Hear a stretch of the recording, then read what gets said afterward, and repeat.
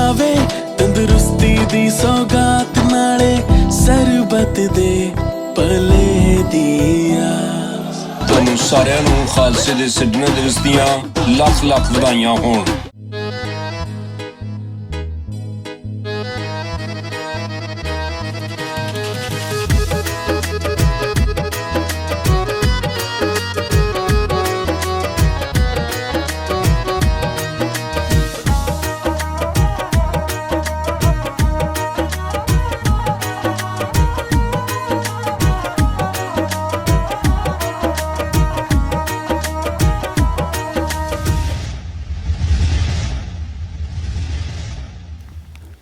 ਖਾਲਸੇ ਦੇ ਸਾਜਨਾ ਦਿਵਸ ਵਿਸਾਖੀ ਦੀਆਂ ਸਾਰੇ ਦਰਸ਼ਕਾਂ ਨੂੰ ਬਲਜਿੰਦਰ ਸਿੰਘ ਅਟਵਾਲ ਵੱਲੋਂ ਇੱਕ ਵਾਰ ਫਿਰ ਬਹੁਤ ਮੁਬਾਰਕਾਂ। ਸਾਰੇ ਦਰਸ਼ਕਾਂ ਨੂੰ ਸਤਿ ਸ੍ਰੀ ਅਕਾਲ, ਬਹੁਤ ਸਵਾਗਤ। ਅੱਜ ਦੇ ਪ੍ਰੋਗਰਾਮ ਦੇ ਵਿੱਚ ਇਸ ਮਹਾਨ ਦਿਹਾੜੇ ਨਾਲ ਸੰਬੰਧਿਤ ਕਈ ਸੈਗਮੈਂਟਸ ਪੇਸ਼ ਕੀਤੇ ਜਾਣੇ ਹਨ। ਖਬਰਾਂ ਵੀ ਹੋਣਗੀਆਂ ਤੇ ਮਸ਼ਹੂਰ ਗਾਇਕ, ਗੀਤਕਾਰ ਅਤੇ ਐਕਟਰ ਤਰਸੇਮ ਜੱਸੜ ਨਾਲ ਇੱਕ ਗੱਲਬਾਤ ਵੀ ਪੇਸ਼ ਕਰਾਂਗੇ।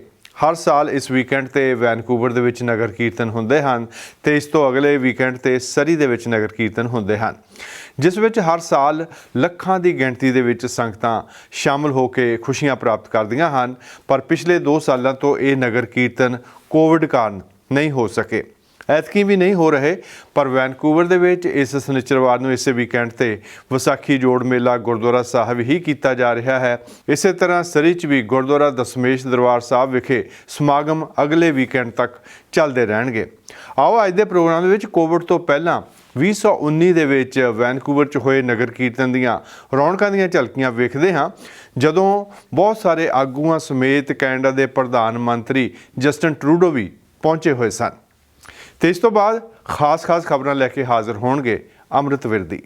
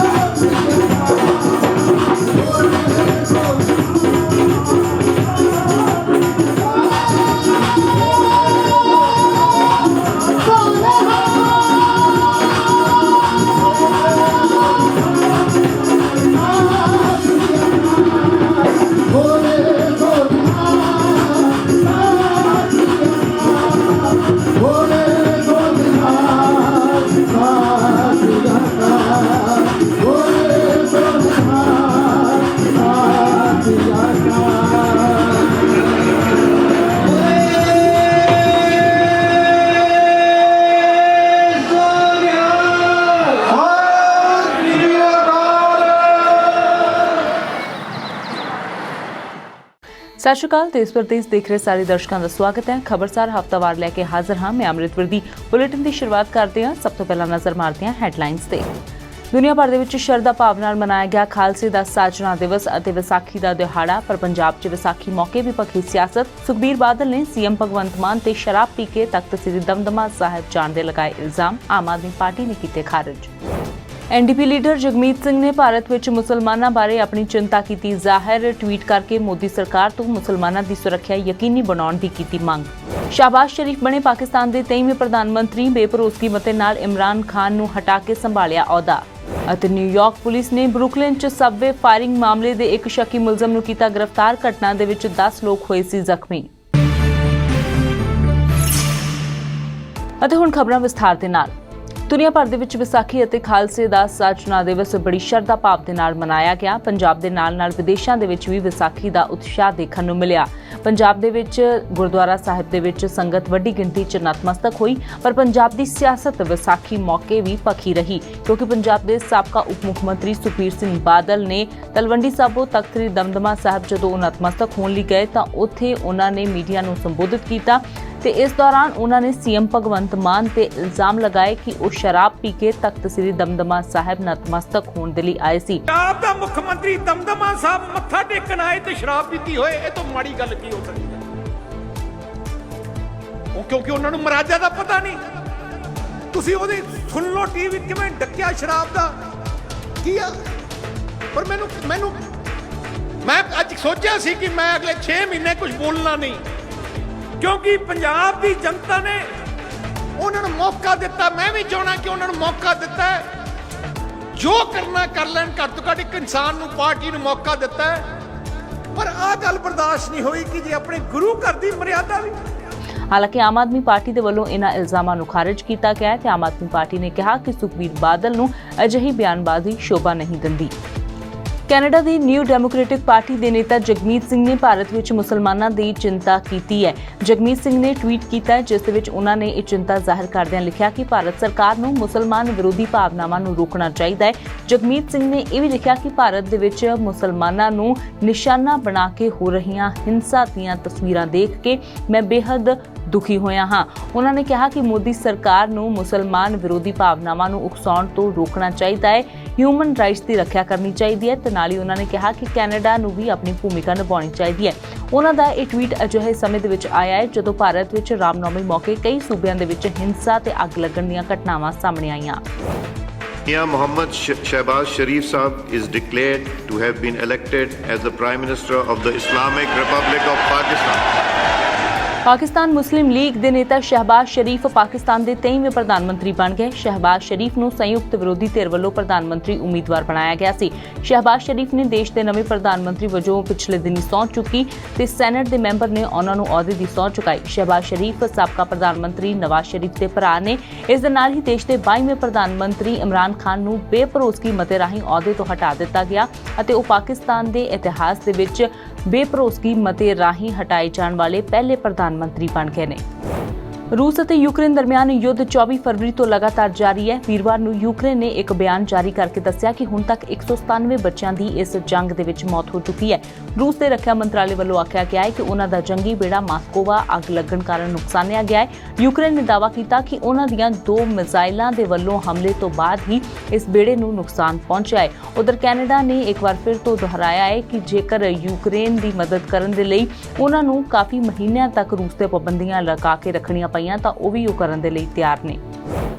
ਨਿਊਯਾਰਕ ਪੁਲਿਸ ਨੇ ਬਰੁਕਲਿਨ 'ਚ ਸਬਵੇ ਫਾਇਰਿੰਗ ਮਾਮਲੇ 'ਚ ਇੱਕ ਸ਼ੱਕੀ ਮੁਲਜ਼ਮ ਨੂੰ ਗ੍ਰਿਫਤਾਰ ਕੀਤਾ ਹੈ। ਨਿਊਯਾਰਕ ਦੇ ਪੁਲਿਸ ਕਮਿਸ਼ਨਰ ਕੇਚਨ ਸੈਵਲ ਨੇ ਦੱਸਿਆ ਕਿ ਇਹ ਜੋ ਗ੍ਰਿਫਤਾਰੀ ਹੋਈ ਹੈ ਉਸ ਸ਼ੱਕੀ ਮੁਲਜ਼ਮ ਦੀ ਹੈ ਜਿਸ ਨੇ 10 ਲੋਕਾਂ ਨੂੰ ਗੋਲੀ ਮਾਰ ਕੇ ਜ਼ਖਮੀ ਕਰ ਦਿੱਤਾ ਸੀ।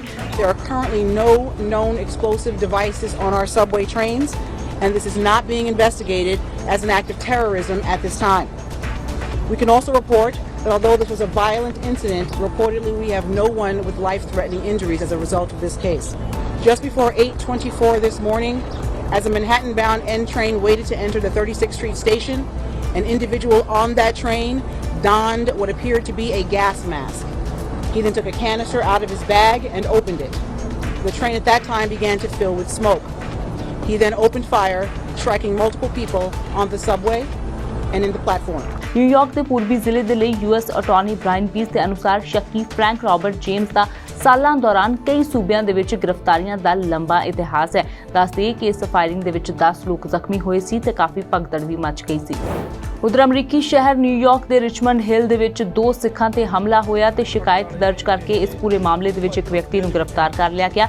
ਨਿਊਯਾਰਕ ਦੇ ਵਿੱਚ ਭਾਰਤ ਦੇ ਕੌਂਸਲੇਟ ਜਨਰਲ ਨੇ ਹਮਲੇ ਦੀ ਨਿੰਦਾ ਕਰਦੇ ਹੋਏ ਇਸ ਨੂੰ ਨਿੰਦਣਯੋਗ ਕਰਾਰ ਦਿੱਤਾ ਅਤੇ ਕਿਹਾ ਕਿ ਉਹ ਇਸ ਘਟਨਾ ਦੀ ਜਾਂਚ ਕਰ ਰਹੀ ਪੁਲਿਸ ਦੇ ਸੰਪਰਕ ਦੇ ਵਿੱਚ ਨੇ। ਦੂਤਾਵਾਸ ਨੇ ਇਹ ਵੀ ਕਿਹਾ ਕਿ ਲਗਾਤਾਰ ਸਿੱਖਾਂ ਦੇ ਉੱਪਰ ਜੋ ਹਮਲੇ ਹੋ ਰਹੇ ਨੇ ਉਹ ਕਾਫੀ ਚਿੰਤਾਜਨਕ ਨੇ ਤੇ ਇਸ ਸੰਬੰਧ ਵਿੱਚ ਇੱਕ ਵਿਅਕਤੀ ਨੂੰ ਗ੍ਰਿਫਤਾਰ ਕਰ ਲਿਆ ਗਿਆ ਹੈ। ਦੱਸ ਦਈਏ ਕਿ ਇਹਨਾਂ ਪੀੜਤਾਂ ਤੇ ਉਸ ਵੇਲੇ ਹਮਲਾ ਹੋਇਆ ਸੀ ਜਦੋਂ ਉਹ ਸਵੇਰ ਦੀ ਸੈਰ ਕਰ ਰਹੇ ਸੀ ਤੇ ਇਹਨਾਂ ਦੋਵਾਂ ਵਿਅਕਤੀਆਂ ਤੇ ਉਸੇ ਸਥਾਨ ਤੇ ਹਮਲਾ ਹੋਇਆ ਹੈ ਜਿੱਥੇ 10 ਦਿਨ ਪਹਿਲਾਂ ਇੱਕ ਬਜ਼ੁਰਗ ਵਿਅਕਤੀ ਦੇ ਉੱਪਰ ਹਮਲਾ ਕੀਤਾ ਗਿਆ ਸੀ। ਤੇ ਫਿਲਹਾਲ ਇਸ ਬੁਲੇਟਿਨ ਦੇ ਵਿੱਚ ਇੰਨਾ ਹੀ। ਮੈਨੂੰ ਦਿਓ ਇਜਾਜ਼ਤ। ਸਤਿ ਸ਼੍ਰੀ ਅਕਾਲ। ਤੇ ਹੁਣ ਵਿਸਾਖੀ ਦੇ ਸ਼ੁਭ ਅਵਸਰ ਤੇ ਖਾਲਸੇ ਦੀ ਸਾਜਨਾ ਤੇ ਗੁਰਮਤਿ ਵਿਚਾਰ ਸਰਵਣ ਕਰਦੇ ਹਾਂ ਭਾਈ ਸਰਬਜੀਤ ਸਿੰਘ ਜੀ ਧੁੰਦਾ ਹੋਣਾ ਤੋਂ।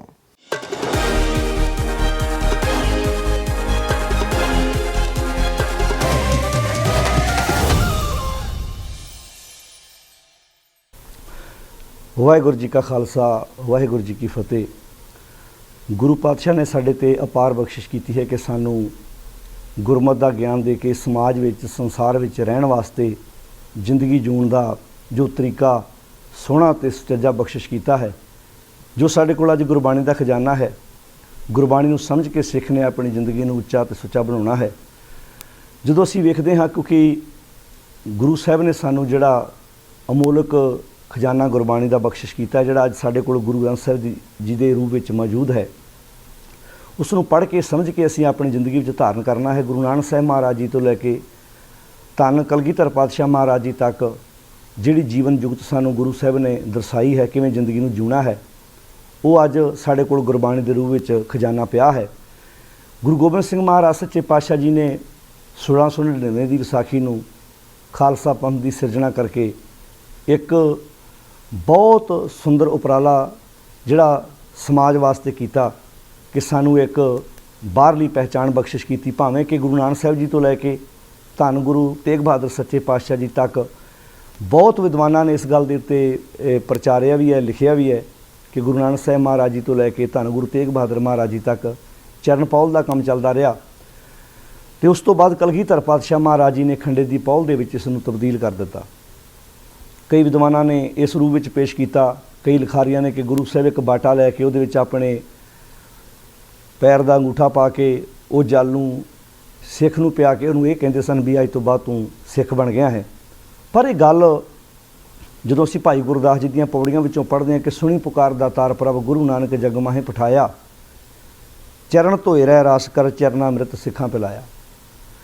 ਚਰਨਾ ਅੰਮ੍ਰਿਤ ਗੁਰਬਾਣੀ ਵਿੱਚੋਂ ਸਾਨੂੰ ਇੱਦਾਂ ਦਾ ਕੋਈ ਹਵਾਲਾ ਨਹੀਂ ਮਿਲਦਾ ਸਿਵਾਏ ਭਾਈ ਗੁਰਦਾਸ ਜੀ ਦੀ ਪੌੜੀ ਤੋਂ। ਤੇ ਭਾਈ ਗੁਰਦਾਸ ਜੀ ਉਹ ਸ਼ਖਸ ਨੇ ਜਿਨ੍ਹਾਂ ਨੇ ਗੁਰੂ ਅਰਜਨ ਸਾਹਿਬ ਸੱਚੇ ਪਾਤਸ਼ਾਹ ਮਹਾਰਾਜ ਜੀ ਦੀ ਗੋਦ ਵਿੱਚ ਬੈਠ ਕੇ ਬਾਣੀ ਲਿਖੀ ਹੈ। ਤੇ ਸੁਭਾਵਕ ਹੈ ਜਦੋਂ ਉਹਨਾਂ ਨੇ ਬਾਣੀ ਲਿਖੀ ਆ ਤੇ ਜਿਹੜੇ ਚਰਨ ਉਹਨਾਂ ਨੇ ਗੁਰਬਾਣੀ ਵਿੱਚ ਪੜ੍ਹੇ ਤੇ ਸਮਝੇ ਨੇ, ਉਹੀ ਚਰਨਾਂ ਦਾ ਗੱਲ ਉਹਨਾਂ ਨੇ ਆਪਣੀਆਂ ਪੌੜੀਆਂ ਵਿੱਚ ਕੀਤੀ ਹੋਏਗੀ।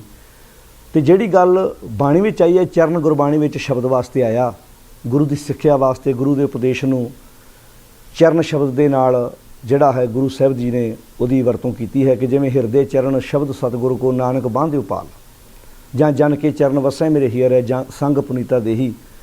ਭਾਈ ਗੁਰਦਾਸ ਜੀ ਵੀ ਇੱਥੇ ਇਹੋ ਗੱਲ ਕਹਿੰਦੇ ਨੇ ਵੀ ਸੁਣੀ ਪੁਕਾਰ ਦਾਤਾਰ ਪ੍ਰਭ ਗੁਰੂ ਨਾਨਕ ਜਗ ਮਾਹੇ ਪਠਾਇਆ। ਚਰਨ ਧੋਏ, ਚਰਨ ਦਾ ਅਰਥ ਸ਼ਬਦ, ਧੋਏ ਦਾ ਅਰਥ ਹੈ ਗੁਰੂ ਦੇ ਸ਼ਬਦ ਦੀ ਸਿੱਖਿਆ, ਉਹਦੀ ਵਿਚਾਰ। ਚਰਨ ਧੋਏ ਰਹਿ ਰਾਸ ਕਰ, ਰਹਿ ਰਾਸ ਦਾ ਅਰਥ ਹੈ ਰਸਤੇ ਦੀ ਰਾਸ ਪੂੰਜੀ। ਜਿਵੇਂ ਇੱਕ ਯਾਤਰੂ ਘਰੋਂ ਤੁਰ ਲੱਗਦਾ ਤੇ ਉਹ ਰਸਤੇ ਵਿੱਚ ਕੋਈ ਵਰਤਣ ਵਾਸਤੇ ਪੈਸਾ ਵੀ ਲੈ ਕੇ ਜਾਂਦਾ, ਘਰੋਂ ਰੋਟੀ ਵੀ ਬਣਾ ਕੇ ਖੜਦਾ। ਤੇ ਸਿੱਖ ਵਾਸਤੇ ਰਸਤੇ ਦੀ ਰਾਸ ਪੂੰਜੀ ਕਿਹੜੀ ਹੈ? ਗੁਰੂ ਦੀ ਸਿੱਖਿਆ, ਗੁਰੂ ਦਾ ਉਪਦੇਸ਼ ਅਧਿਆਤਮਿਕ ਤੌਰ ਤੇ। ਚਰਨ ਧੋਏ ਰਹਿ ਰਾਸ ਕਰ ਚਰਨਾ ਅੰਮ੍ਰਿਤ ਸਿੱਖਾਂ ਪਿਲਾਇਆ। ਅੰਮ੍ਰਿਤ ਦਾ ਅਰਥ ਹੈ ਮੌਤ, ਅੰਮ੍ਰਿਤ ਦਾ ਅਰਥ ਵਾ ਜਿਹੜਾ ਸਾਨੂੰ ਮ੍ਰਿਤੂ ਤੋਂ, ਆਤਮਿਕ ਮੌਤ ਤੋਂ ਰਹਿਤ ਕਰਨ ਵਾਲਾ ਕੌਣ ਆ? ਉਹ ਆ ਗੁਰੂ ਦਾ ਸ਼ਬਦ। ਸ਼ਬਦ ਮਰੋ ਫਿਰ ਜੀਵ ਸਾਧੀ, ਤਾਂ ਫਿਰ ਮਰਨਾ ਹੋਈ, ਅੰਮ੍ਰਿਤ ਨਾਮ ਸਦਾ ਮਨ ਮਿੱਠਾ, ਸ਼ਬਦੇ ਪਾਵੇ ਕੋਈ। ਇਹਦਾ ਅਰਥ ਇਹ ਆ ਕਿ ਭਾਈ ਗੁਰਦਾਸ ਜੀ ਨੇ ਜਿਹੜੀ ਗੱਲ ਕਹੀ ਆ ਕਿ ਗੁਰੂ ਨਾਨਕ ਸਾਹਿਬ ਜੀ ਸ਼ਬਦ ਦੀ ਵਿਚਾਰ ਦਾ ਚਰਨਾਮ੍ਰਿਤ ਦਿੰਦੇ ਰਹੇ, ਗੁਰੂ ਦੀ ਸਿੱਖਿਆ ਦਾ ਚਰਨਾਮ੍ਰਿਤ ਦਿੰਦੇ ਰਹੇ 9ਵੇਂ ਪਾਤਸ਼ਾਹ ਤੱਕ। 9ਵੇਂ ਪਾਤਸ਼ਾਹ ਤੋਂ ਬਾਅਦ ਕਲਗੀਧਰ ਪਾਤਸ਼ਾਹ ਜੀ ਨੇ ਇਸ ਨੂੰ ਖੰਡੇ ਬਾਟੇ ਦੀ ਪੌਲ ਵਿੱਚ ਤਬਦੀਲ ਕੀਤਾ। ਪੰਜਾਂ ਪਿਆਰਿਆਂ ਦੇ ਰੂਪ ਦੇ ਵਿੱਚ ਖੰਡੇ ਬਾਟੇ ਦੀ ਪੌਲ ਤਿਆਰ ਕਰਕੇ ਸਾਨੂੰ ਇੱਕ ਸੋਹਣਾ ਸਰੂਪ ਬਖਸ਼ਿਸ਼ ਕੀਤਾ। ਪਰ ਜਦੋਂ ਅਸੀਂ ਖਾਲਸੇ ਦੀ ਡੈਫੀਨੇਸ਼ਨ ਪੜ੍ਹਦੇ ਹਾਂ ਤੇ ਖਾਲਸਾ ਦਾ ਅਰਥ ਹੈ ਉਹ ਜ਼ਮੀਨ ਉਹ ਧਰਤੀ ਜਿਹੜੀ ਸਿੱਧੀ ਬਾਦਸ਼ਾਹ ਦੇ ਅਧੀਨ ਹੋਵੇ। ਭਾਵ ਖਾਲਸਾ ਉਸ ਨੂੰ ਆਖਿਆ ਜਿਹੜਾ ਸਿੱਧਾ ਇੱਕ ਅਕਾਲ ਦਾ ਪੁਜਾਰੀ ਹੋਵੇ। ਪਰ ਅੱਜ ਵੇਖਣ ਵਿੱਚ ਆਉਂਦਾ ਹੈ ਕਿ ਅਸੀਂ ਖਾਲਸੇ ਵੀ ਅਖਵਾ ਰਹੇ ਹਾਂ, ਪਰ ਅੱਜ ਜ਼ਮੀਨਾਂ 'ਤੇ ਕਬਜ਼ੇ ਵੀ ਕੀਤੇ ਹੋਏ ਨੇ। ਖਾਲਸੇ ਬਣਨ ਤੋਂ ਬਾਅਦ ਕੋਈ ਡੇਰੇਦਾਰ ਕਹਿੰਦਾ ਜੀ ਇਹ ਸਾਡਾ ਸਿੱਖ ਹੈ, ਤੇ ਆਪਣੇ ਆਪ ਨੂੰ ਵੀ ਅਸੀਂ ਇਹੋ ਸਬੂਤ ਦੇ ਰਹੇ ਹਾਂ ਕਿ ਮੈਂ ਫਲਾਣੇ ਬਾਬਾ ਜੀ ਕੋਲੋਂ ਅਮਰ ਛਕਿਆ ਹੈ, ਫਲਾਣੇ ਬਾਬਾ ਜੀ ਕੋਲੋਂ ਅਮਰ ਛਕਿਆ ਹੈ। ਖੰਡੇ ਬਾਟੇ ਦੀ ਪਹੁ ਲੈਣ ਤੋਂ ਬਾਅਦ ਸਿੱਖ ਨੇ ਇਹ ਸਬੂਤ ਦੇਣਾ ਕਿ 5 ਪਿਆਰਿਆਂ ਕੋਲੋਂ ਖੰਡੇ ਦੀ ਪਹੁ ਲਈ ਹੈ ਅਤੇ ਮੈਂ ਸਿੱਖ ਕੇਵਲ ਗੁਰੂ ਦਾ ਹਾਂ।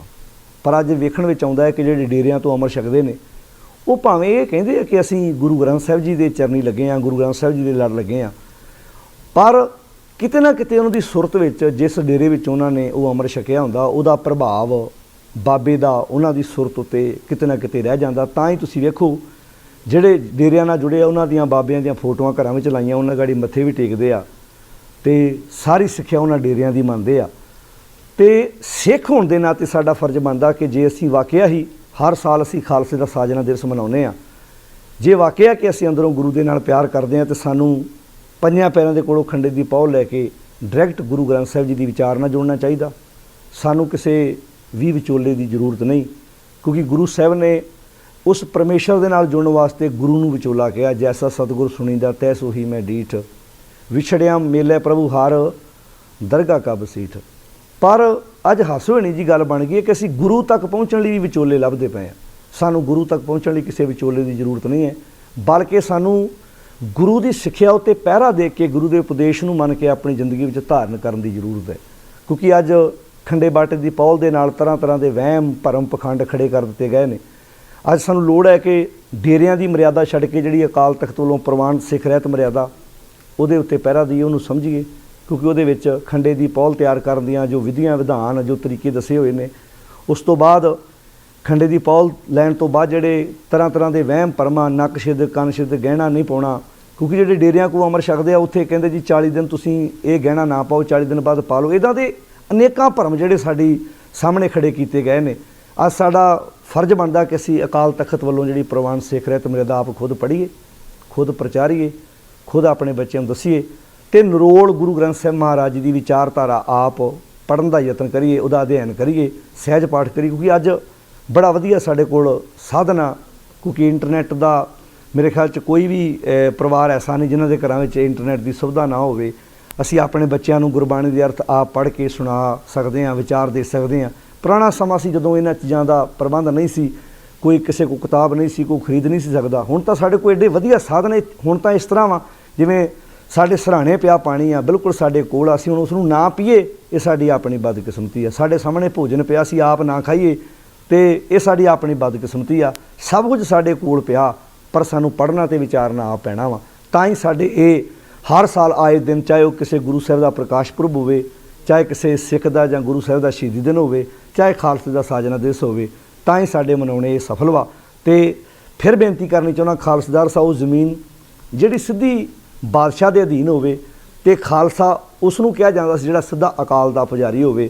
ਪਰ ਅੱਜ ਸਾਧਾਂ ਦੀਆਂ ਟੋਇਲਟਾਂ ਨੂੰ ਮੱਥੇ ਟੇਕਣ ਵਾਲਾ ਵੀ ਆਪਣੇ ਆਪ ਨੂੰ ਖਾਲਸਾ ਖਵਾ ਰਿਹਾ, ਖੂੰਡੀਆਂ ਸਾਧਾਂ ਦੀਆਂ ਜੁੱਤੀਆਂ ਦੇ ਅੱਗੇ ਮੱਥੇ ਟੇਕਣ ਵਾਲਾ ਵੀ ਆਪਣੇ ਆਪ ਨੂੰ ਖਾਲਸਾ ਖਵਾ ਰਿਹਾ, ਜਿਹੜਾ ਜੋਤਸ਼ੀਆਂ ਅੱਗੇ ਹੱਥ ਅੱਡ ਕੇ ਉਹਨਾਂ ਕੋਲ ਆਪਣੇ ਚੰਗੇ ਮਾੜੇ ਦਿਨ ਪੁੱਛ ਰਿਹਾ ਉਹ ਵੀ ਆਪਣੇ ਆਪ ਨੂੰ ਖਾਲਸਾ ਖਵਾ ਰਿਹਾ, ਜਿਹੜਾ ਮੱਠੀਆਂ ਤੇ ਦੀਵੇ ਜਗਾ ਰਿਹਾ ਉਹ ਵੀ ਆਪਣੇ ਆਪ ਨੂੰ ਖਾਲਸਾ ਖਵਾ ਰਿਹਾ। ਅਤੇ ਇਹ ਇਸ ਤਰ੍ਹਾਂ ਦੀ ਹਾਸੋਹੀਣੀ ਗੱਲ ਬਣ ਗਈ ਆ ਵੀ ਖਾਲਸਾ ਤੇ ਉਹ ਜ਼ਮੀਨ ਸੀ ਜਿਹੜੀ ਸਿੱਧੀ ਬਾਦਸ਼ਾਹ ਦੇ ਅਧੀਨ ਹੋਵੇ, ਅਤੇ ਸਿੱਖ ਉਸ ਨੂੰ ਖਾਲਸਾ ਆਖਿਆ ਜਿਹੜਾ ਇੱਕ ਅਕਾਲ ਦਾ ਪੁਜਾਰੀ ਹੋਵੇ। ਪੂਜਾ ਕਾਲ ਕੀ ਪਰਚਾ ਸ਼ਬਦ ਕਾ ਦੀਦਾਰ ਖਾਲਸੇ ਕਾ।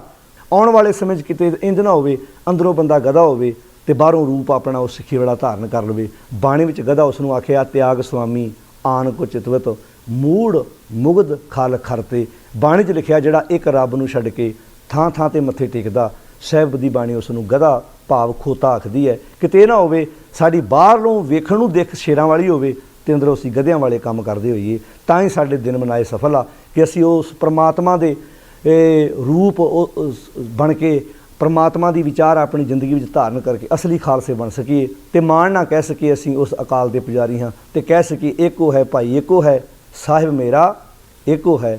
ਵਾਹਿਗੁਰੂ ਜੀ ਕਾ ਖਾਲਸਾ ਵਾਹਿਗੁਰੂ ਜੀ ਕੀ ਫਤਿਹ। ਫਤਿਹ ਫਤਿਹ ਬੋਲੇ ਸੋਨਿਹਾ ਸਤਿ ਸ੍ਰੀ ਅਕਾਲ।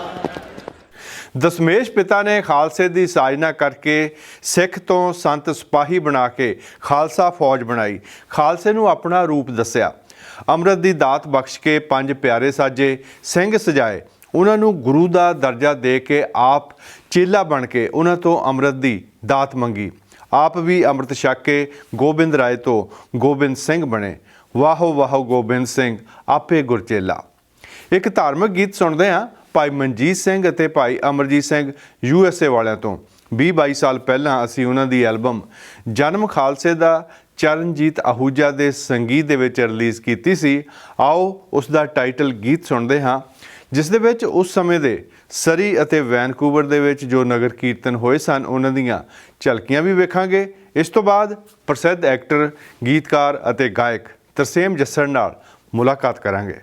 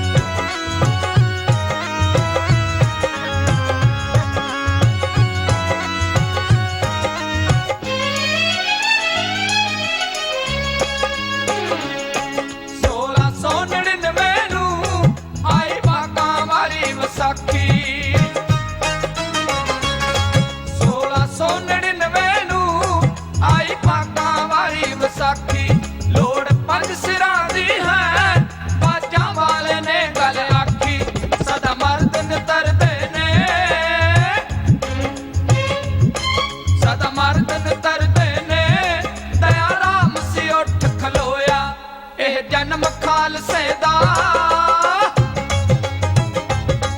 ਇਹ ਜਨਮ ਖਾਲਸੇ ਦਾ, ਸਿੰਘੋ ਬੈਠੇ ਅਨੰਦਪੁਰ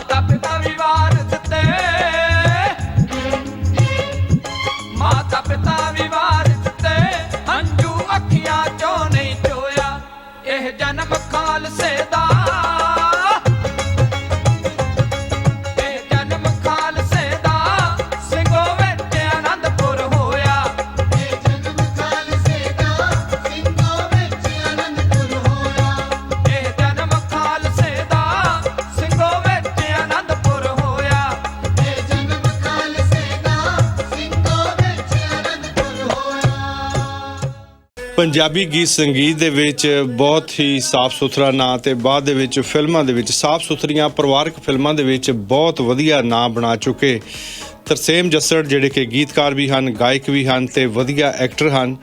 ਅੱਜ ਬੜੀ ਖੁਸ਼ੀ ਅਤੇ ਮਾਣ ਮਹਿਸੂਸ ਹੋ ਰਿਹਾ ਜੀ ਕਿ ਪ੍ਰੋਗਰਾਮ ਦੇ ਵਿੱਚ ਅੱਜ ਸਾਡੇ ਨਾਲ ਸ਼ਾਮਲ ਹੋ ਰਹੇ ਹਨ ਤੇ ਸਾਡੇ ਦਰਸ਼ਕਾਂ ਅਤੇ ਸਰੋਤਿਆਂ ਦੇ ਰੂਬਰੂ ਹਨ। ਆਓ ਸਵਾਗਤ ਕਰੀਏ ਤਰਸੇਮ ਜੱਸੜ ਜੀ ਦਾ। ਬਹੁਤ ਬਹੁਤ ਸਵਾਗਤ ਹੈ ਵੀਰ ਜੀ। ਸਤਿ ਸ਼੍ਰੀ ਅਕਾਲ ਜੀ ਸਾਰਿਆਂ ਨੂੰ, ਧੰਨਵਾਦ ਤੁਹਾਡਾ ਬਹੁਤ ਜੀ। ਤੇ ਸਾਰਿਆਂ ਨੂੰ ਹੈਪੀ ਵਿਸਾਖੀ, ਬਹੁਤ ਬਹੁਤ ਮੁਬਾਰਕਾਂ ਵਿਸਾਖੀ ਦੀਆਂ ਬਹੁਤ ਬਹੁਤ ਮੁਬਾਰਕਾਂ ਜੀ। ਤੇ ਤੁਹਾਡੀ ਜਿਹੜੀ ਚੱਲ ਰਹੀ ਫਿਲਮ ਹੈ ਗਲਵੱਕੜੀ ਬਹੁਤ ਹੀ ਕਾਮਯਾਬੀ ਦੇ ਨਾਲ ਪਰਿਵਾਰਾਂ ਦਾ, ਦਰਸ਼ਕਾਂ ਦਾ ਪਿਆਰ ਖੱਟ ਰਹੀ ਹੈ ਜੀ। ਉਸ ਦੇ ਵਾਸਤੇ ਵੀ ਤੁਹਾਨੂੰ ਬਹੁਤ ਬਹੁਤ ਮੁਬਾਰਕਾਂ। ਬਹੁਤ ਸ਼ੁਕਰੀਆ ਭਾਜੀ, ਸ਼ੁਕਰੀਆ ਸਾਰਿਆਂ ਦਾ ਜੀ, ਸਾਰਿਆਂ ਦਾ ਬਹੁਤ ਧੰਨਵਾਦ। ਤੁਸੀਂ ਗੀਤਕਾਰ ਵੀ ਹੋ, ਗਾਇਕ ਵੀ ਹੋ, ਐਕਟਰ ਵੀ ਹੋ। ਤੁਸੀਂ ਇਹਨਾਂ ਕਲਾਵਾਂ ਦੇ ਵਿੱਚੋਂ ਪਹਿਲੀ ਕਲਾ ਕਦੋਂ ਮਹਿਸੂਸ ਕੀਤੀ ਸੀ ਜ਼ਿੰਦਗੀ ਦੇ ਵਿੱਚ? ਸਭ ਤੋਂ ਪਹਿਲਾਂ ਭਾਜੀ ਜਦੋਂ ਮੈਂ 4th ਜਾਂ 5th ਦੇ ਵਿੱਚ ਸੀਗਾ, ਉਦੋਂ ਦਾ ਮਤਲਬ ਉਹ ਚੀਜ਼ਾਂ ਜੋੜਨ ਦੀ, ਅੱਖਰ ਜੋੜਨ ਦੀ ਆਦਤ ਉਦੋਂ ਦੀ ਸੀਗੀ। ਤੇ ਹੌਲੀ ਹੌਲੀ ਉਹ ਚੀਜ਼ ਸਿੱਖਦੇ ਰਹੇ ਤੇ ਹਜੇ ਵੀ ਸਿੱਖੀ ਜਾਂਦੇ ਆ, ਹਮੇਸ਼ਾ ਸਿੱਖੀ ਜਾਵਾਂਗੇ। ਤੇ ਉਹ ਤੋਂ ਬਾਅਦ ਅਸੀਂ ਗਾਉਂਦੇ ਵੀ ਸੀਗੇ ਜੀ, ਸਕੂਲ ਟਾਈਮ ਕਵਿਸ਼ਰੀ ਗਾਉਂਦੇ ਹੁੰਦੇ ਸੀਗੇ। ਅੱਛਾ ਜੀ। ਦੈਨ ਉਦੋਂ ਨਿੱਕੇ ਮੋਟੇ ਨਾਟਕ ਜੋ ਸਕੂਲਾਂ ਦੇ ਵਿੱਚ ਹੁੰਦੇ ਉਹ ਵੀ ਕਰਦੇ ਸੀ। ਤੇ ਉੱਦਾਂ ਹੀ ਚੱਲਦਾ ਰਿਹਾ 400 ਚੱਲ। ਫਿਰ ਜਦੋਂ ਟੀਨੇਜਰ ਸੀਗੇ, ਜਦੋਂ ਸਕੂਲ ਦੀਆਂ ਵੱਡੀਆਂ ਕਲਾਸਾਂ 'ਚ ਹੋਏ, ਫਿਰ ਮੈਂ 11ਵੀਂ 12ਵੀਂ ਦੇ ਵਿੱਚ ਛੱਡ ਗਿਆ ਸੀ। ਫਿਰ ਕਾਲਜ ਲਾਈਫ ਦੇ ਵਿੱਚ ਵੀ ਗਾਇਆ ਵੀ ਨਹੀਂ, ਲਿਖਦਾ ਹਮੇਸ਼ਾ ਰਿਹਾ ਥੋੜ੍ਹਾ ਬਹੁਤ ਜੀ। ਦੈਨ ਜਦੋਂ ਬਾਹਰ ਗਿਆ, ਜਿਵੇਂ ਬਾਹਰਲਾ ਦੇਸ਼ ਬੰਦੇ ਨੂੰ ਨਾ ਪ੍ਰਵਾਸ ਬੜਾ ਕੁਝ ਸਿਖਾਉਂਦਾ। ਜਦੋਂ ਬੰਦਾ ਬਾਹਰ ਜਾਂਦਾ ਨਾ, ਫਿਰ ਉਹਨੂੰ ਆਪਣੇ ਆਪ ਦਾ ਪਤਾ ਲੱਗਦਾ, ਆਪਦੀ ਵੈਲਿਊ ਦਾ, ਆਪਦੀਆਂ ਕਦਰਾਂ ਕੀਮਤਾਂ ਦਾ। ਫਿਰ ਉਦੋਂ ਜਾ ਕੇ ਉਹ ਚੀਜ਼ਾਂ ਦਾ ਅਹਿਸਾਸ ਹੋਇਆ ਵੀ ਪਰਮਾਤਮਾ ਨੇ ਤੈਨੂੰ ਉਹ ਚੀਜ਼ਾਂ ਕਿਉਂ ਦਿੱਤੀਆਂ ਨੇ। ਜੇ ਤੂੰ 2 ਅੱਖਰ ਜੋੜਦਾ ਤਾਂ ਕਿਉਂ ਜੋੜਦਾ? ਜੇ ਤੂੰ ਉਦੋਂ ਤੈਨੂੰ ਉਹਨੇ ਕਵਿਸ਼ਰੀ ਤੂੰ ਬੋਲਦਾ ਸੀ, ਵਾਰਾਂ ਗਾਉਂਦਾ ਸੀ ਤਾਂ ਕਿਉਂ ਗਾਉਂਦਾ ਸੀ? ਫਿਰ ਉਹ ਚੀਜ਼ਾਂ ਦਾ ਅਹਿਸਾਸ ਜਿਹਾ ਹੋਇਆ। ਫਿਰ ਜੇ ਹੁਣ ਅੱਜ ਦੀ ਗੱਲ ਕਰਾਂ ਤਾਂ ਅੱਜ ਦੀ ਡੇਟ ਦੇ ਵਿੱਚ ਮੈਨੂੰ ਲੱਗਦਾ ਵੀ ਤਰਸੇਮ ਜੱਸੜ ਤਾਂ ਹੀ ਪਰਮਾਤਮਾ ਨੇ ਬਣਾਇਆ ਜੇ ਸਾਰੀਆਂ ਚੀਜ਼ਾਂ ਦਿੱਤੀਆਂ ਉਹਨੇ।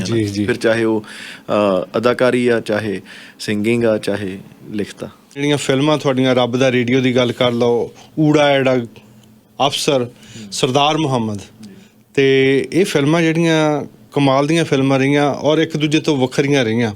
ਤੇ ਹੁਣ ਤੁਹਾਡੀ ਫਿਲਮ ਗਲਵੱਕੜੀ ਚੱਲ ਰਹੀ ਆ।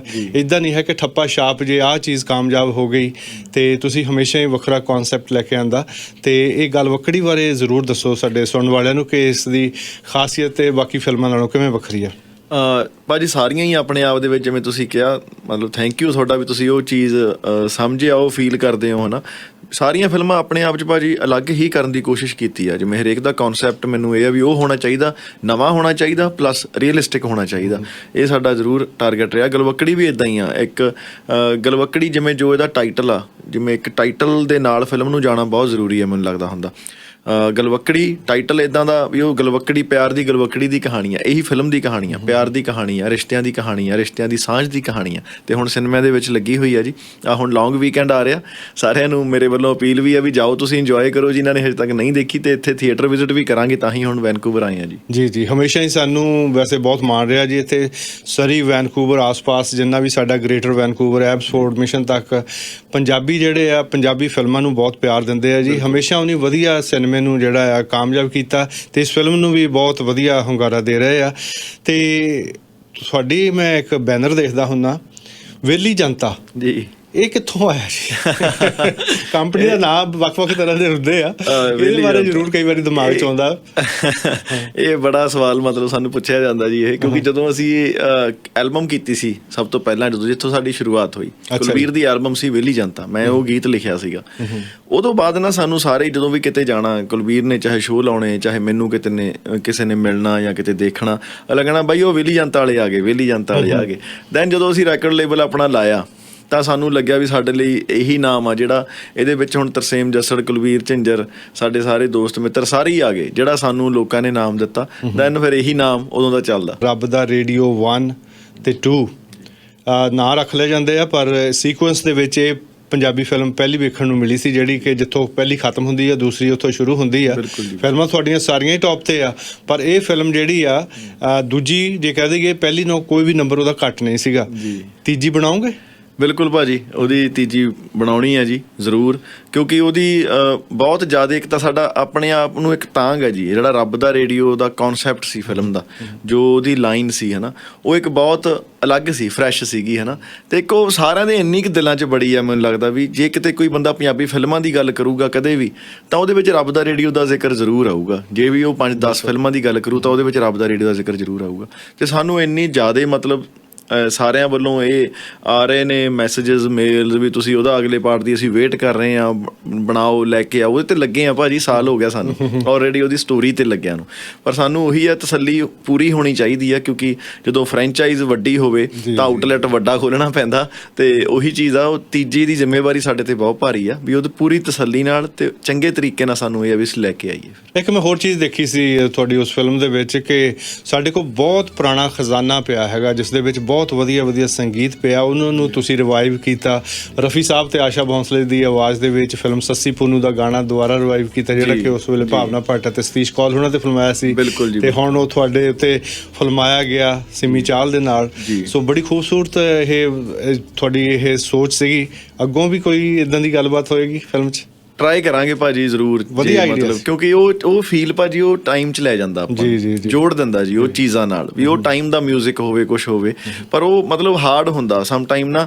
ਆਪਣੇ ਉਹ ਚੀਜ਼ਾਂ ਲੈਣੀਆਂ, ਉਹਦੇ ਰਾਈਟਸ ਲੈਣੇ, ਕਿਵੇਂ ਕਰਨੇ ਆ, ਕੀ ਉਹ ਬੜੇ ਔਖੇ ਹੁੰਦੇ ਆ, ਤਕਨੀਕੀ ਪੱਖ ਕਈ ਹੋ ਜਾਂਦੇ। ਜੀ ਬਟ ਸਾਡੇ ਵੱਲੋਂ ਟਰਾਈ ਰਹੂਗੀ ਵੀ ਕੁਛ ਵੀ ਜਿਹੜਾ ਆਡੀਅנס ਨੂੰ ਪਸੰਦ ਆ ਉਹ ਕੀਤਾ ਜਾਵੇ, ਜੋ ਉਹ ਚਾਹੁੰਦੇ ਆ।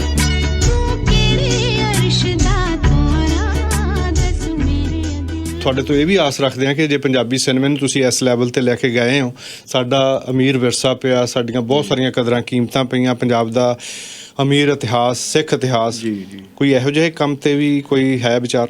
ਭਾਜੀ ਬਿਲਕੁਲ, ਮਤਲਬ ਮੈਂ ਅਕਸਰ ਇਹ ਗੱਲ ਕਹਿਣਾ ਹੁੰਦਾ ਜਦੋਂ ਮੈਨੂੰ ਕੋਈ ਪੁੱਛਦਾ ਵੀ ਹਜੇ ਮੰਜ਼ਿਲਾਂ 'ਤੇ ਨਹੀਂ ਪਹੁੰਚੇ ਅਸੀਂ, ਹਜੇ ਰਾਹਾਂ 'ਤੇ ਹੀ ਹਾਂ, ਅਤੇ ਇਹ ਰਾਹ 'ਤੇ ਚੱਲ ਰਹੇ ਹਾਂ। ਜਿਹੜੀਆਂ ਫਿਲਮਾਂ ਹੁਣ ਬਣਾ ਰਹੇ ਹਾਂ ਜੀ, ਅਤੇ ਇਹ ਹਜੇ ਰਾਹਾਂ ਦੇ ਵਿੱਚ ਦਾ ਸਫ਼ਰ ਆ। ਜਿਹੜੀਆਂ ਸੋਚੀਆਂ ਹੋਈਆਂ ਉਹ ਹਜੇ ਬਣਾਉਣੀਆਂ, ਅਤੇ ਇੱਕ 'ਤੇ ਲੱਗੇ ਹੋਏ ਹਾਂ ਅਸੀਂ ਆਲਰੇਡੀ, ਅਤੇ ਜਿਹਦੇ 'ਤੇ ਸਾਡਾ ਪਿਛਲੇ 3-3.5 ਸਾਲ ਤੋਂ ਅਸੀਂ ਲੱਗੇ ਹਾਂ। ਉਹ ਫਿਲਮ ਸਾਡੇ ਵੱਲੋਂ ਮੇਰਾ ਡਰੀਮ ਪ੍ਰੋਜੈਕਟ ਆ, ਅਤੇ ਆਪਣੀ ਉਹ ਹਿਸਟਰੀ ਨਾਲ ਰਿਲੇਟਡ ਆ, ਕਿਉਂਕਿ ਆਪਣੇ ਕੋਲ ਭਾਜੀ ਪੰਜਾਬ ਦੇ ਵਿੱਚ ਇੰਨਾ ਖਜ਼ਾਨਾ ਪਿਆ, ਜਿਵੇਂ ਤੁਸੀਂ ਕਿਹਾ, ਤਾਂ ਕਈ ਵਾਰ ਸੋਚੀਦਾ ਵੀ ਯਾਰ ਉਹ ਚੀਜ਼ਾਂ ਬਣਨੀਆਂ ਚਾਹੀਦੀਆਂ ਹੈ ਨਾ, ਪਰ ਉਹ ਬਣਨ ਲਈ ਆਪਣੇ ਕੋਲ ਹਜੇ ਰੀਜਨਲ ਸਿਨੇਮਾ ਹੋਣ ਕਰਕੇ ਭਾਜੀ ਆਪਣੇ ਕੋਲ ਆਡੀਅנס ਲਿਮਟਿਡ ਆ ਬਹੁਤ। ਆਪਣੇ ਕੋਲ ਹੈਗੀ ਬਹੁਤ ਆ, ਪਰ ਆਪਣੀ ਸਿਨੇਮੇ ਤੱਕ ਅਪਰੋਚ ਨਹੀਂ ਹੋ ਪਾ ਰਹੀ, ਆਪਣੀ ਉਹ ਅਵੇਅਰਨੈਸ ਨਹੀਂ ਆ ਪਾ ਰਹੀ। ਆਪਣੇ ਥੀਏਟਰ ਦੇ ਵਿੱਚ ਆਪਾਂ ਜਾਂਦੇ ਘੱਟ ਆ। ਜੇ ਆਪਾਂ ਕਹੀਏ 5-6 ਕਰੋੜ ਪੰਜਾਬੀ ਆ ਆਪਾਂ ਆਲ ਟੂਗੈਦਰ, ਪੰਜਾਬ ਬਾਹਰ ਸਾਰੇ ਕਿਤੇ ਮਿਲਾ ਕੇ ਜਿਹੜੇ ਸੁਣਦੇ ਆ, ਪੜ੍ਹਦੇ ਆ, ਬੋਲ ਲੈਂਦੇ ਆ ਪੰਜਾਬੀ, ਅਤੇ ਉਹਦੇ ਵਿੱਚੋਂ ਹਜੇ ਆਪਾਂ ਸਿਰਫ ਮਿਲੀਅਨ ਜਾਂ 2 ਮਿਲੀਅਨ ਬੰਦਾ ਹੀ ਟਾਰਗੇਟ ਕਰ ਪਾ ਰਹੇ ਹਾਂ। ਤੁਸੀਂ ਇਹ ਦੇਖੋ ਵੀ 1-2 ਮਿਲੀਅਨ ਨੂੰ ਟਾਰਗੇਟ ਕਰਕੇ ਆਪਾਂ ਹਜੇ ਤਾਂ ਇੱਥੇ ਖੜ੍ਹੇ ਹਾਂ। ਜਦੋਂ ਆਪਾਂ ਉਹ ਰੇਂਜ ਵਧਾਈ ਨਾ, ਸਾਰੇ ਸਮਝਣ ਲੱਗ ਗਏ, ਤਾਂ ਆਪਣੇ ਜਿਹੜੇ ਉਹ ਕੌਨਸੈਪਟ ਨੇ, ਕਿੰਨੇ ਕੌਨਸੈਪਟ ਨੇ ਭਾਜੀ। ਕੈਨੇਡਾ ਦੀ ਆਪਾਂ ਚਲੋ ਪੰਜਾਬ ਨੂੰ ਵੀ ਛੱਡ ਕੇ ਤੁਸੀਂ ਪੰਜਾਬੀਆਂ ਦੀ ਕੈਨੇਡਾ ਦੀ ਸਟਾਰਟਿੰਗ ਦੀ ਗੱਲ ਕਰ ਲਓ, ਤੁਹਾਡੇ ਕੋਲ ਪਹਿਲਾਂ ਤਾਂ ਇਹੀ ਸਟਰਗਲ ਨਹੀਂ ਮੁੱਕਣੀ, ਕਿਹੜੇ ਟਾਈਮ ਤੋਂ ਕਿਵੇਂ ਆਏ ਆ ਆਪਾਂ, ਕਿੰਨਾ ਕੁਛ ਇੱਥੇ ਕੀਤਾ, ਕਾਮਾਗਾਟਾ ਮਾਰੂ ਦਾ ਸਾਕਾ, ਕਿੰਨੀਆਂ ਚੀਜ਼ਾਂ ਆਪਣੇ ਕੋਲ ਪਈਆਂ ਹੈ ਨਾ। ਅਤੇ ਉਹ ਜੇ ਬਣਾਈਏ ਤਾਂ ਆਪਣੀਆਂ ਕੀ ਆਪਾਂ ਨੂੰ ਲੱਗਦਾ ਆਪਾਂ ਨੂੰ ਜਨਰੇਸ਼ਨ ਨੂੰ ਬੈਠ ਕੇ ਕੁਛ ਸਿਖਾਉਣ ਦੀ ਲੋੜ ਪਊ। ਫਿਲਮ ਦੇਖਣਾ ਉਹਨਾਂ ਨੇ, ਅਤੇ ਉਹਨਾਂ ਕੋਲ ਸਾਰਾ ਕੁਛ ਉਹਨਾਂ ਨੂੰ ਰੱਟੇ ਹੋ ਜਾਣਾ। ਵਿਜ਼ੂਅਲ ਐਜੂਕੇਸ਼ਨ ਸਭ ਤੋਂ ਤਕੜੀ ਚੀਜ਼ ਮੰਨੀ ਜਾਂਦੀ ਮਤਲਬ ਸਾਰੇ ਵਰਲਡ ਦੇ ਵਿੱਚ। ਮੈਨੂੰ ਲੱਗਦਾ ਵੀ ਉਹ ਚੀਜ਼ਾਂ ਕਰਾਂਗੇ ਟੱਚ। ਵਿਲੀ ਜਨਤਾ ਫਿਲਮਸ ਜਾਂ ਅਸੀਂ ਤਾਂ ਜ਼ਰੂਰ ਕਰਾਂਗੇ, ਸੋਚਿਆ ਹੋਇਆ ਇਹ, ਤੇ ਮਾਲਕ ਮਿਹਰ ਰੱਖੇ, ਆਡੀਅנס ਸਾਥ ਦੇਵੇ ਸਾਡੀ, ਜਿਹੜੀ ਹੈਗੀ ਸਾਡੇ ਪਿਆਰੇ। ਮਾਲਕ ਨੇ ਕਿਰਪਾ ਕੀਤੀ ਜੀ। ਆਪਣੀ ਕਮਿਊਨਿਟੀ ਦੇ ਵਿੱਚ ਬਹੁਤ ਵੱਡੇ ਧਨੀ ਬੰਦੇ ਬੈਠੇ ਆ ਜਿਹੜੇ ਕਿ ਚੰਗੀ ਸੋਚ ਵਾਲੇ ਆ, ਤੇ ਚੰਗੀ ਸੋਚ ਦੇ ਵਾਸਤੇ ਉਹ ਲਾ ਵੀ ਸਕਦੇ ਆ ਜੀ ਪੈਸਾ। ਤੇ ਬਾਅਦ ਦੇ ਵਿੱਚ ਜਦ ਦਰਵਾਜ਼ੇ ਖੁੱਲ ਜਾਂਦੇ ਆ, ਫਿਰ ਤਾਂ ਉਹ ਫਿਲਮਾਂ ਜਿਹੜੀਆਂ ਆ ਜਦੋਂ ਉਹ ਡੱਬ ਹੋਣ ਲੱਗ ਪਈਆਂ ਦੂਸਰੀਆਂ ਭਾਸ਼ਾਵਾਂ ਦੇ ਵਿੱਚ, ਫਿਰ ਮੇਰੇ ਖਿਆਲ ਕਿਸੇ ਵੀ ਇੱਦਾਂ ਦੀ ਸ਼ੱਕ ਨਹੀਂ ਰਹਿ ਜਾਣੀ। ਬਿਲਕੁਲ ਭਾਜੀ, ਇੱਕ ਵਾਰ ਆਪਾਂ ਨੂੰ ਸਿਰਫ ਉਹ ਚੀਜ਼ ਕਰਨ ਦੀ ਲੋੜ ਆ, ਮਤਲਬ ਆਪਾਂ ਨੂੰ 1 ਵਾਰ 2 ਵਾਰ 3 ਵਾਰ ਆਪਾਂ ਨੂੰ ਵਾਰ-ਵਾਰ ਕਰਾਂਗੇ ਨਾ। ਜੇ ਸਾਊਥ ਵਾਲੇ ਆਪਣੇ ਸਿਨੇਮੇ ਨੂੰ ਵੱਡਾ ਕਰ ਸਕਦੇ ਭਾਜੀ, ਆਪਾਂ ਕਿਉਂ ਨਹੀਂ? ਜੇ ਸਾਊਥ ਵਾਲੀ ਫਿਲਮ ਹਿੰਦੀ 'ਚ ਡੱਬ ਹੋ ਕੇ ਬਾਲੀਵੁੱਡ ਦੇ ਰਿਕਾਰਡ ਤੋੜ ਸਕਦੀ ਆ, ਤੇ ਆਪਾਂ ਕਿਉਂ ਨਹੀਂ ਭਾਜੀ? ਆਪਣੇ 'ਚ ਕੀ ਘਾਟ ਆ? ਆਪਣੇ 'ਚ ਟੈਲੈਂਟ ਦੀ ਘਾਟ ਨਹੀਂ ਹੈ, ਆਪਣੇ ਕੋਲ ਕੰਟੈਂਟ ਬਹੁਤ ਤਕੜਾ ਬੈਠਾ, ਐਡੀ ਤਗੜੀ ਆਪਣੇ ਕੋਲ ਹਿਸਟਰੀ ਪਈ, ਆਪਣੇ ਕੋਲ ਇਨਵੈਸਟਰ ਵੀ ਹੈਗੇ ਨੇ। ਪਰ ਗੱਲ ਇਹ ਆ ਵੀ ਹਜੇ ਸਾਰਾ ਕੁਝ ਖੁੱਲ੍ਹ ਕੇ ਸਾਹਮਣੇ ਨਹੀਂ ਆ ਰਿਹਾ, ਕਿ ਝਿਜਕ ਜੀ ਬਣੀ ਹੋਈ ਆ ਨਾ, ਕਿ ਜੱਕ ਜੀ ਆ, ਉਹ ਟੁੱਟੇ ਤਾਂ ਬਾਬਾ ਕਿਰਪਾ ਰੱਖੇ। ਮੈਨੂੰ ਲੱਗਦਾ ਵੀ ਆਪਣੇ ਕੋਲ ਇੱਦਾਂ ਦੇ ਕੌਨਸੈਪਟ ਹੋਣੇ ਆ ਵੀ ਆਪਣੇ, ਜਿਵੇਂ ਹੁਣ ਵੀ ਫਿਲਮਾਂ ਦੇ ਵਿੱਚੋਂ ਇੱਧਰਲੇ ਬੱਚੇ ਬਹੁਤ ਵਰਡ ਲੈ ਕੇ ਆਉਂਦੇ ਆ। ਜਦੋਂ ਆਪਾਂ ਬੱਚੇ ਜਾਂਦੇ ਥੀਏਟਰ ਦੇ ਵਿੱਚ ਤਾਂ ਉਹਨਾਂ ਨੂੰ ਕਈ ਚੀਜ਼ਾਂ ਪੁੱਛਦੇ ਨੇ ਆਪਣੇ ਪੇਰੈਂਟਸ ਨੂੰ। ਸਾਨੂੰ ਬੜੇ ਫੀਡਬੈਕ ਇੱਦਾਂ ਦੇ ਆਉਂਦੇ ਆ ਵੀ ਸਾਨੂੰ ਆਹ ਚੀਜ਼ ਸਾਡੇ ਬੱਚਿਆਂ ਨੂੰ ਦੱਸਣ ਦੀ ਕਦੇ ਟਾਈਮ ਨਹੀਂ ਲੱਗਿਆ, ਕਦੇ ਗੱਲ ਨਹੀਂ ਚੱਲੀ, ਪਰ ਹੁਣ ਜਦੋਂ ਅਸੀਂ ਰੱਬ ਦਾ ਰੇਡੀਓ ਦੇਖੀ ਜਾਂ ਅਸੀਂ ਸਰਦਾਰ ਮੁਹੰਮਦ ਦੇਖੀ, ਉਹਨਾਂ ਨੇ ਆਹ ਚੀਜ਼ ਪੁੱਛੀ ਤਾਂ ਉਹਨਾਂ ਨੂੰ ਪਤਾ ਲੱਗ ਗਈ। ਇੱਕੋ ਮਤਲਬ ਅਡਾਪਟ ਆਪੇ ਕਰ ਲੈਂਦੇ ਬੱਚੇ ਸਿਨੇਮੇ ਵਿੱਚ ਦੇਖ ਕੇ। ਮਤਲਬ ਉਹ ਚੀਜ਼ਾਂ ਜਦੋਂ ਬਣਾਵਾਂਗੇ ਤਾਂ ਬਹੁਤ ਆਪਾਂ ਹੋਰ ਵੀ ਜਵਾਨ ਹੋਈ ਜਾਵਾਂਗੇ ਉਹਨਾਂ ਚੀਜ਼ਾਂ 'ਚ। ਜਸੜ ਜੀ ਬਹੁਤ ਬਹੁਤ ਮਿਹਰਬਾਨੀ, ਬੜੀ ਖੁਸ਼ੀ ਹੋਈ, ਬੜਾ ਚੰਗਾ ਲੱਗਾ ਤੁਹਾਡੇ ਨਾਲ ਗੱਲਬਾਤ ਕਰਕੇ। ਤੇ ਮੈਨੂੰ ਪਤਾ ਕਿ ਅੱਜ ਤੁਹਾਡਾ ਬਹੁਤ ਬਿਜ਼ੀ ਸਕੈਜੂਅਲ ਹੈਗਾ, ਤੁਸੀਂ ਕਾਹਲੀ ਦੇ ਵਿੱਚ ਹੋ, ਜਾਣਾ ਸੀ ਕਿਤੇ, ਪਰ ਫਿਰ ਵੀ ਤੁਸੀਂ ਟਾਈਮ ਕੱਢਿਆ, ਬਹੁਤ ਬਹੁਤ ਮਿਹਰਬਾਨੀ। ਆਖਰੀ 30 ਸੈਕਿੰਡਾਂ ਦੇ ਵਿੱਚ ਸਾਡੇ ਸੁਣਨ ਵਾਲਿਆਂ ਨੂੰ ਤੇ ਵੇਖਣ ਵਾਲਿਆਂ ਨੂੰ ਕੀ ਕਹਿਣਾ ਚਾਹੋਗੇ? ਤੁਹਾਡਾ ਥੈਂਕ ਯੂ ਭਾਜੀ, ਪਹਿਲਾਂ ਤਾਂ ਤੁਸੀਂ ਤੁਹਾਡਾ ਵੱਡਾ ਪਾਣਾ, ਤੁਸੀਂ ਇਹ ਕਹੀਆਂ ਗੱਲਾਂ, ਤੇ ਸਾਰਿਆਂ ਦਾ ਥੈਂਕਸ ਜਿੰਨੇ ਵੀ ਸੁਣ ਰਹੇ ਨੇ, ਜਿੰਨੇ ਪਿਆਰ ਕਰਦੇ ਆ, ਤੁਹਾਡਾ ਸਾਰਿਆਂ ਦਾ ਤਹਿ ਦਿਲ ਤੋਂ ਧੰਨਵਾਦ।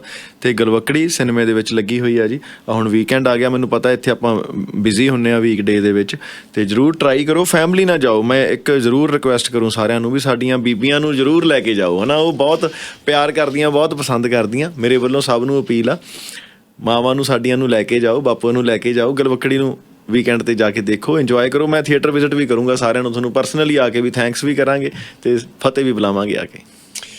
ਤਸੀਮ ਜਸਰ ਜੀ, ਆਲ ਦਾ ਬੈਸਟ ਆਉਣ ਵਾਲੇ ਸਮੇਂ ਦੇ ਵਾਸਤੇ, ਆਉਣ ਵਾਲੇ ਪ੍ਰੋਜੈਕਟਸ ਦੇ ਵਾਸਤੇ ਬਹੁਤ ਬਹੁਤ ਸ਼ੁਭ ਕਾਮਨਾਵਾਂ, ਤੇ ਵਿਸਾਖੀ ਦੀਆਂ ਇੱਕ ਵਾਰੀ ਫਿਰ ਬਹੁਤ ਬਹੁਤ ਵਧਾਈਆਂ ਤੇ ਸ਼ੁਭ ਕਾਮਨਾਵਾਂ। ਥੈਂਕ ਯੂ ਭਾਜੀ, ਸਾਰਿਆਂ ਨੂੰ ਮੁਬਾਰਕਾਂ ਜੀ, ਸਾਰਿਆਂ ਨੂੰ ਵਿਸਾਖੀ ਦੀਆਂ ਵਧਾਈਆਂ ਮੇਰੇ ਵੱਲੋਂ। ਸਤਿ ਸ਼੍ਰੀ ਅਕਾਲ ਜੀ। ਸਤਿ ਸ਼੍ਰੀ ਅਕਾਲ ਜੀ।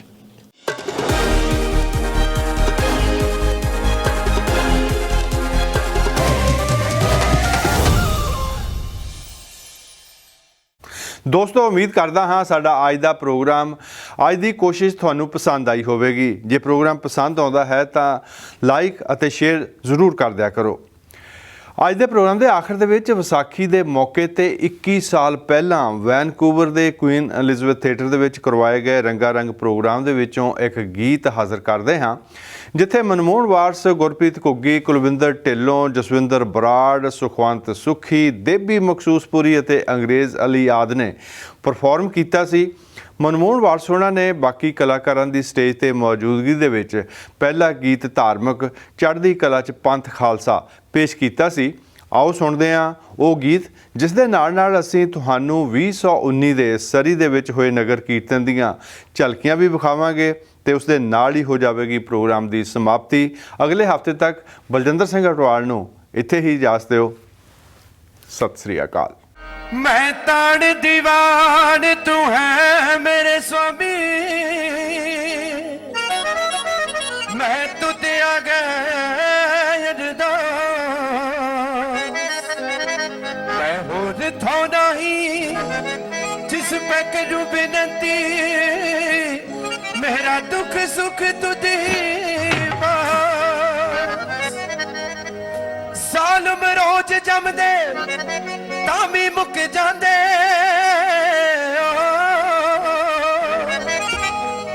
सालम रोज जमदे तामी मुक जांदे, ओ सिंह रोज मरदे तामी मुकदे, जख्म मेरे पंजाब दे कौन वेंदा, अगों लगी जांदे ते पिछले सुखदे नहीं, ओ सालम गोलियां जे गिण के मारदा नहीं, लाशां असीं भी गिण के चुकदे, सफरी लोग शहीदां नूं पूजदे ने, सालम बंदे दी मड़ी ते चुकदे नहीं, सालम जावर मुगला बहुत दबाया ਸਿੰਘਾਂ ਨੂੰ, ਜ਼ੁਲਮ ਤੇ ਤੂਫਾਨਾਂ ਨੇ ਅਸਮਾਇਆ ਸਿੰਘਾਂ ਨੂੰ,